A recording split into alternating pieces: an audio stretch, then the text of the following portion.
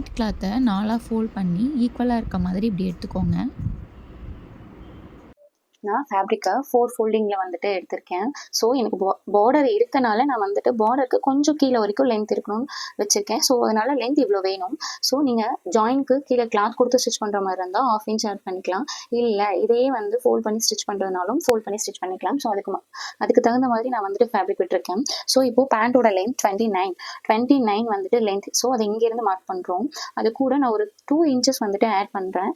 So 2 inches add பண்ணிவிட்டு நான் வந்து 31 அப்படிங்கிறதுல வந்துட்டு நான் வந்து பேண்ட் வந்து இங்கே மார்க் பண்ணுறேன். 31 இன்ச்சஸ் வந்துட்டு எடுத்து பேண்ட்டை நான் வந்து மார்க் பண்ணிக்கிறேன். இந்த 2 இன்ச்சஸ் நம்ம வந்து எதுக்காக இங்கே எக்ஸ்ட்ரா எடுத்துருக்கோம்னு பார்த்தீங்கன்னா, இதில் 1/2 இன்ச் வந்துட்டு ஜாயினிங்கில் போயிடும். இந்த ஒரு 1.5 இன்ச்சஸ் வந்துட்டு நம்ம பேண்ட் வந்துட்டு சிலருக்கெல்லாம் வந்து உட்கார்றப்போ பேண்ட் வந்துட்டு சீக்கிரமாக மேலே வந்துடும்.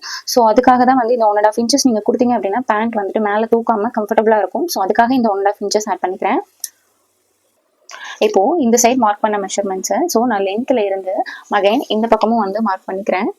31 இன்ச்சஸ் நான் வந்து எங்கே பேண்ட்டோட லென்த் வந்து இருக்குன்னு மார்க் பண்ணியிருக்கணும். அதில் இருந்து தான் நான் 31 இன்ச்சஸ் வந்துட்டு மார்க் பண்ணுறேன். இப்போது இந்த 31 இன்ச்சஸ் மார்க் பண்ணியிருக்கிறத வந்துட்டு ஸ்ட்ரெயிட் லைன் வந்துட்டு ட்ரா பண்ணிக்கலாம். ஸ்ட்ரெயிட் லைன் போட்டிருக்கேன். இப்போது இந்த ஃபேப்ரிக்கோட வித் பார்த்தீங்க அப்படின்னா எனக்கு வந்து ஓவராலாக ஒரு 23 இன்ச்சஸ் வரைக்கும் வந்துட்டு ஃபேப்ரிக்கோட வித் இருக்குது. இப்போது என்னோட ஹிப் ரவுண்ட் வந்துட்டு 46, அதை நான் 4ஆல் டிவைட் பண்ணுறப்போ எனக்கு 11.5 வந்துட்டு கிடச்சிருக்கு.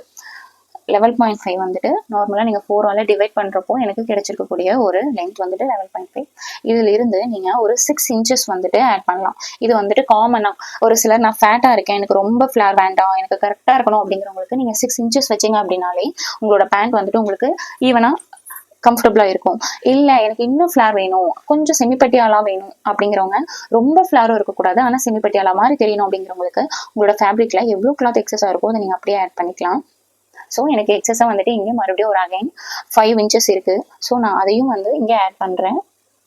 ஸோ இந்த ஃபுல் லென்த்தை நான் அப்படியே எடுத்துக்கிறேன். இதை அப்படியே வந்து வச்சு நீங்கள் பேண்ட் வந்துட்டு கட் பண்ணலாம். ஸோ இங்கிருந்து இப்போது இந்த கிராச்சோட வித் நான் இங்கே இருந்து ஒரு 3 இன்ச்சஸ் வந்துட்டு மார்க் பண்ணுறேன். ஒரு 40 ப்ளஸில் இருக்கனால நான் வந்துட்டு ஒரு 3 இன்ச்சஸ் வைக்கிறேன். நீங்கள் 40க்கு கீழே 40 + 30 இந்த மாதிரி இருந்தது அப்படின்னா ஒரு 2 இன்ச்சஸ் எடுத்திங்கன்னா போதும். ஸோ நான் இங்கேருந்து கிராச் லென்த் நம்ம ஆல்ரெடி ஃபைன் பண்ணி வச்சுருக்கோம் இல்லைங்களா, 8 இன்ச்சஸ். ஸோ அதை நான் அப்படியே மார்க் பண்ணுறேன். ஸோ ஃபேப்ரிக்லேருந்து அகைன் இங்கே 3 இன்ச்சஸ் வச்சுட்டு இதை ஸ்ட்ரெயிட் லைன் ட்ரா பண்ணி கர்வ் போட்டுக்கோங்க.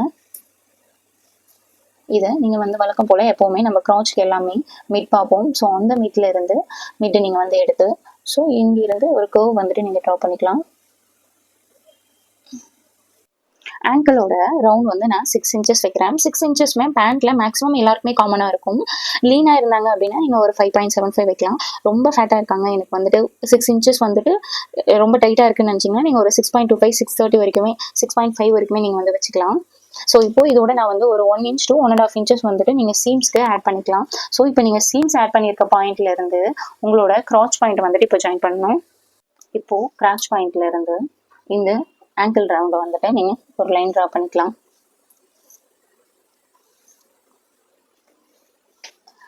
இதை நீங்கள் ஸ்ட்ரெயிட்டாக போட்டிங்க அப்படின்னா உங்களுக்கு இந்த லெக்கில் இருந்தே உங்களுக்கு வந்துட்டு இங்கே லூஸ் கிடைக்கும்.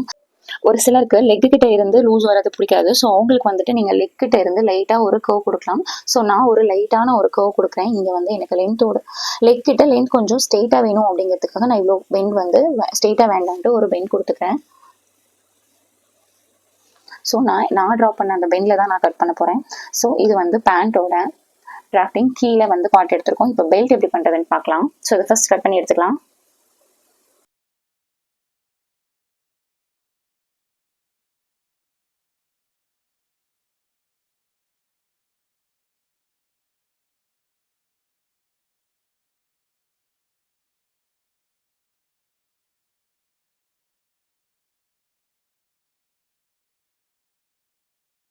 கட் பண்ண பேண்ட் கிளாத்ல மேலே இருக்க பீஸை வந்துட்டு நான் பெல்ட்டுக்காக எடுத்திருக்கேன். ஸோ இதோட லென்த் நான் வந்து 7.5 பெல்ட்டோட லென்த் எடுத்திருந்தேன். 1/2 இன்ச் ஜாயினிங் போக 8 இன்ச்சஸ் வந்துட்டு நான் மார்க் பண்ணிட்டேன். ஸோ ரிமைனிங் எனக்கு மேலே பார்த்தீங்க அப்படின்னா 2.5 இன்ச்சஸ் தான் இருக்குது. ஸோ இதை நான் அப்படியே வந்துட்டு எலாஸ்டிக் உண்டான ஃபோல்ட் பண்ணி அடிக்கிற பீஸை வந்து கன்வெர்ட் பண்ணிக்கிறேன். ஸோ இது அப்படியே ஃபுல் லென்த்துக்காக எடுத்துக்கிறேன். பெல்ட்டோட வித் எவ்வளோ எடுக்கிறது அப்படிங்கிறத பார்க்கலாமா. ஃபர்ஸ்ட் பெல்ட்டுக்குமே ஹிப் டிவைடட் பை 4 என்ன வந்தது 11.5. ஸோ அதை நீங்கள் அப்படியே மார்க் பண்ணிக்கலாம். இது கூட நீங்கள் ஒரு 3 இன்ச்சஸ் வந்துட்டு ஆட் பண்ணிக்கலாம். 3 இன்ச்சஸ் வந்துட்டு பாடிக்கான லூஸ்க்காக பெல்ட்ல நான் ஆட் பண்றேன். இந்த 3 இன்ச்சஸ் நீங்க ஆட் பண்ணி ஃபுல் பெல்ட் வந்துட்டு நீங்க கட் பண்ணி எடுத்துக்கலாம். 11.5 வந்துட்டு என்னோட ஹிப் டிவைடட் பை 4 மெஷர்மெண்ட், அது கூட நான் ஒரு 3 இன்ச்சஸ் வந்துட்டு ஆட் பண்ணிக்கிறேன். ஸோ இதையும் நான் கட் பண்ணி எடுத்துக்கிறேன்.